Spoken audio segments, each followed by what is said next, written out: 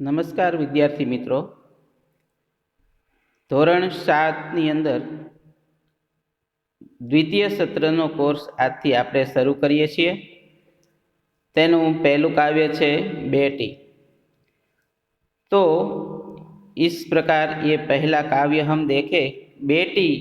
बेटी यानी कि दीकरी, लड़की। तो इस काव्य में बेटी की जो तमन्नाएं है वह हमें यहाँ इस काव्य में समझाई गई है। छोटा सा काव्य है, लेकिन इसमें बेटी की जो तमन्नाएं है इसके बारे में यहाँ बताया गया है कि बेटी भी आज पढ़ लिख कर आगे बढ़ सकती है और अपने अरमानों को पूरा कर सकती है। ऐसी बात यहाँ हमें इस काव्य में बताई है। तो हम देखते हैं कि पढ़ना लिखना, तरक्की करना एवं दुनिया में उजियारा फैलाने में नारी कभी पीछे नहीं रही। कि पढ़ना लिखना, तरक्की करना એટલે કે ભણવામાં લખવામાં અને તરક્કી એટલે કે આગળ વધવામાં દુનિયાની અંદર ઉજિયારા એટલે કે પ્રકાશ ફેલાવા માટે નારી એટલે કે સ્ત્રી પણ હવે પાછળ નથી રહી। वह खुद स्वाभिमान से जीकर स्वनिर्भर बन सकती है। કે તે ખુદ પોતે સ્વાભિમાનથી જીવીને પોતે स्वनिर्भर ए बनी सके छे। वह सम्मान की अधिकारिणी है। सम्मान की अधिकारिणी एटले के तेने सम्मान आपवू जोईए अने ते सम्माननी अधिकारिणी छे। समाज व राष्ट्र की उन्नति में नारी महत्वपूर्ण योगदान दे सकती है। के समाज अने राष्ट्रना विकास माटे नारी जे छे ए पोतानुं महत्वपूर्ण योगदान आपी सके छे। प्रस्तुत कविता में एक बालिका की आशा एवं भावनाओं की अभिव्यक्ति द्वारा उसके आत्मविश्वास को व्यक्त किया गया है। कि इस काव्य में एक बालिका, एक लड़की जो है वह अपनी आशा एवं अपनी भावनाओं की अभिव्यक्ति के द्वारा अपने आत्मविश्वास को व्यक्त करती है। तो यहाँ हमने देखा कि समाज व राष्ट्र की उन्नति में नारी महत्वपूर्ण योगदान दे सकती है। तो आज हम ऐसी कई नारियों के नाम ले सकते हैं कि जिसने देश के विकास में या तो अपने क्षेत्र में वह आगे बढ़ी है। तो उसमें पहले है हमारे पूर्व वड़ा प्रधान इंदिरा गांधी, फिर राष्ट्रपति प्रतिभा पाटिल, फिर पहली जो IPS ऑफिसर थी किरण बेदी। इस प्रकार अंतरिक्ष यान में जो है कल्पना चावला। तो ऐसी कई जो नारियां हैं वो आगे बढ़ी है।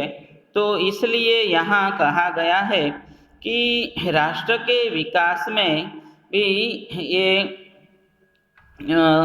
नारी जो है वह अपना योगदान दे सकती है और आज भी नारी जो है वह अपना योगदान दे रही है। तो इस प्रकार से वह सम्मान की अधिकारिणी है। यह बात हमें यहाँ समझाई है।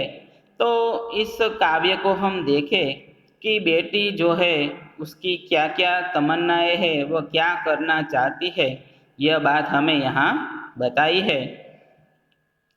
तो बेटी काव्य में कवि बेटी के द्वारा कहते हैं कि बेटी हूँ मैं तारा बनूंगी, तारा बनूंगी, सहारा बनूंगी।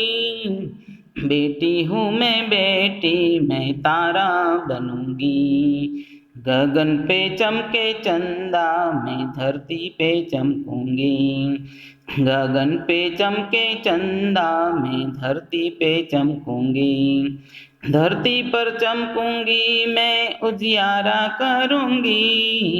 बेटी हूँ मैं तारा बनूंगी, पढ़ूंगी लिखूंगी मैं मेहनत करूंगी, पढ़ूंगी लिखूंगी मैं मेहनत करूंगी, अपने पाँव चलकर मैं दुनिया को देखूंगी, दुनिया को देखूंगी मैं दुनिया को समझूंगी, बेटी हूँ मैं तारा बनूंगी, फूल जैसे सुंदर मैं बागों में खिलूंगी, तितली बनूंगी मैं हवा को चूमूंगी, हवा को चूमूंगी नाचूंगी गाऊंगी, बेटी हूँ मैं तारा बनूंगी, बेटी हूँ मैं तारा बनूंगी।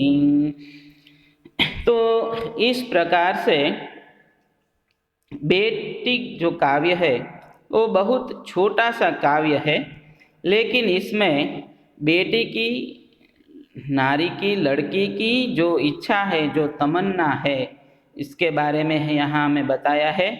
तो काव्य के शब्दों को हम देखते हैं कि बेटी हूँ मैं तारा बनूंगी, कि मैं बेटी हूँ तो क्या हुआ कि मैं तारा बनूंगी। तारा यानी कि आसमान में जो तारे चमकते हैं, तो वह कहती है कि मैं भी पढ़ लिख कर चमकूंगी, मैं तारा बनूंगी, तारा बनूंगी सहारा बनूंगी, कि मैं भी पढ़ लिख कर आगे बढ़कर तारा बनूंगी, सहारा यानी कि अपने माता पिता का सहारा, अपने देश का मैं सहारा बनूंगी, गगन पे चमके चंदा मैं धरती पे चमकूंगी।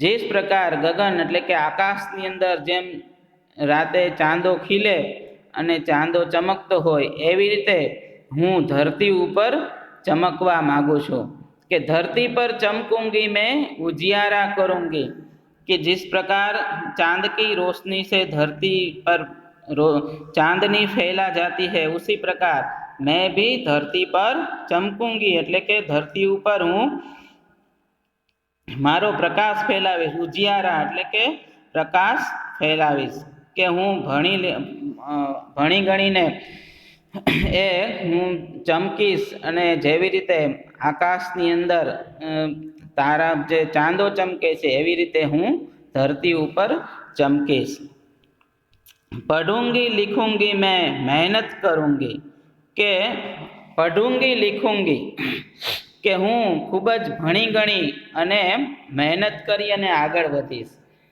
के अपने पाँव चलकर मैं दुनिया को देखूंगी। अपने पाँव चलकर એટલે કે मैं खुद उठकर खड़ी होकर, अपने पाँव चलना यानी कि हूँ पोते जाते आत्मनिर्भर बनी अने दुनिया ने जोईश, दुनिया को देखूंगी मैं दुनिया को समझूंगी, के दुनिया ने जोईश अने समझीश, जो देखूंगी और समझूंगी એટલે કે દુનિયાને જોઈશ અને સમજના એટલે કે આસપાસના લોકોને, વાતાવરણને, માણસોને હું સમજીશ કે આજે સમાજની અંદર કેવા કેવા લોકો હોય છે અને એ કેવી છેતરપિંડી કરતા હોય છે અને બધા લોકોને ફસાવતા હોય છે, તો એવા લોકોથી હું સમજીશ, એમ કે देखूंगी और समझूंगी, તો એવા લોકોને હું ઓળખીશ। અને આગળ કહે છે કે फूल जैसी सुंदर मैं बागों में खिलूंगी, फूल जैसी सुंदर એટલે કે હું ફૂલ જેવી સુંદર છું, બાગો में खिलूंगी કે જેવી રીતે બગીચાની અંદર સુંદર મજાના ફૂલો ખીલા હોય અને તે બગીચો સુંદર લાગતો હોય, એમ હું ભણી ગણીને એવી એમ કે હોશિયાર બનીશ કે મારા પરિવારને અને મારા દેશને હું ખીલવીશ। तितली बनूंगी मैं हवा को चूमूंगी, तितली એટલે કે પતંગિયું, કે પતંગિયું જેમ ઉડાઉડ કરતું હોય એમ હું પણ એમ કે તિતલી બની અને આકાશની અંદર ઊંચે ઉડવા માંગુ છું। એટલે કહેવાનો અર્થ એમ છે કે હું ભણી ગણીને ખૂબ હોશિયાર થઈ અને આગળ વધી અને મારા માતા પિતાનું નામ રોશન કરવા માંગુ છું, મારા દેશને નામ રોશન કરવા માંગુ છું, આગળ વધવા માંગુ છું। કે હવા કો ચૂમूंगी નાચूंगी ગાऊंगी, કે હવાને ચૂમી લઈશ, હું નાચીશ અને ગાઈશ। એટલે કે કવિ અહીંયા આપણને એ સમજાવવા માગે છે કે પહેલાંના સમયની અંદર જ્યારે સ્ત્રીઓને 4 દીવારની અંદર જ બંધ કરી રાખવામાં આવતી, એને ભણાવવામાં ન આવતું અને તેની પાસે ઘરનું કામ જ કરાવવામાં આવતું અને લોકો એ માતા પિતા એવું સમજતા કે દીકરીને બહુ ભણાવાય નહીં અને તે તો સાસરે જવાની છે ને, તો આ વસ્તુ જે હતી તો એટલા માટે કવિ અહીંયા એમ કહે છે કે આ દીકરી જે છે બેટી એ પોતે ખુલ્લા આકાશની અંદર એ કે ફરવા માગે છે, કે પોતે પોતાની રીતે સ્વાભિમાનથી પોતે જીવવા માગે છે.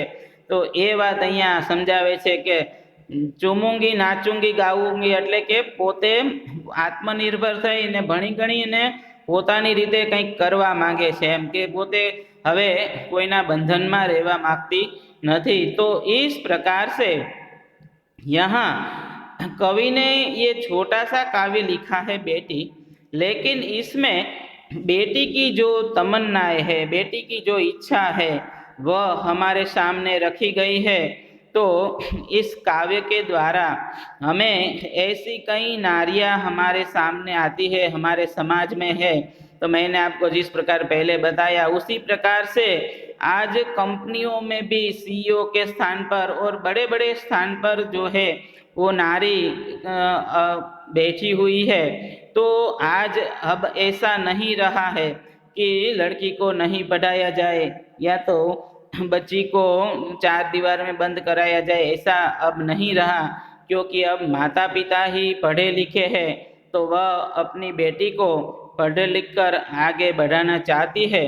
और यहाँ इस काव्य में बेटी की भी यह तमन्ना है कि मैं पढ़ लिख कर आगे बढ़ूँ। तो इस प्रकार से यह काव्य में कवि ने हमारे सामने बेटी की जो तमन्नाएं है, बेटी की इच्छा है कि वह पढ़ लिख कर आगे बढ़ना चाहती है, वह हमारे समाज में कुछ स्थान प्राप्त करना चाहती है, ऐसी जो बेटी की इच्छा है तो इसके बारे में, उसकी तमन्नाओं के बारे में हमारे सामने यहाँ ये इस काव्य में रखा है। तो हमने इस काव्य का भावार्थ सारांश देखा।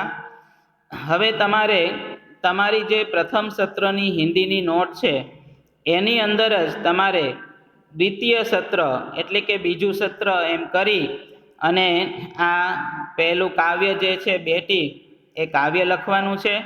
त्यार पछी आ शब्दार्थ ए लखवाना छे अने त्यार पछी आ मुहावरे ए लखवानुं छे।